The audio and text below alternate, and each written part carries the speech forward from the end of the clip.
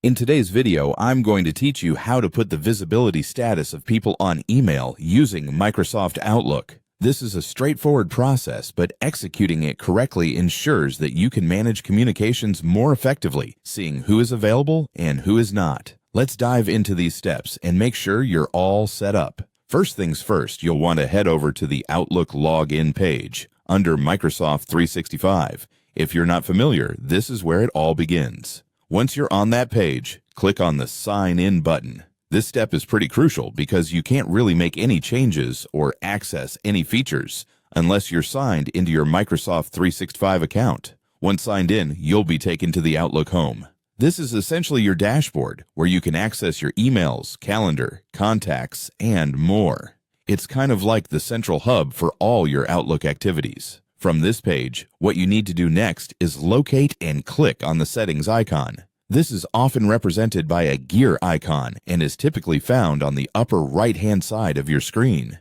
After you click on Settings, a menu will appear. You'll want to look for and select the People option. This part of Outlook is where your contacts are managed and where you'll set up the visibility status. Navigating to this area is key because this is where you can really start personalizing how your contacts appear and interact with you on the platform. Now, having navigated into People, the next step is to locate and click on View. This option will allow you to view various settings related to your contacts' visibility statuses. Adjusting these settings can provide a more tailored view of who in your contact list is available or busy, enhancing how you manage your communications. Before wrapping up, here's a quick tip. Regular updates to your People settings can greatly improve your email efficiency. By customizing visibility statuses when you see fit, it allows you to respond promptly to those who are most readily accessible. So make sure to revisit these settings periodically to ensure they're aligned with your current communication needs. And just like that, you have now set up the visibility status of people on Microsoft Outlook.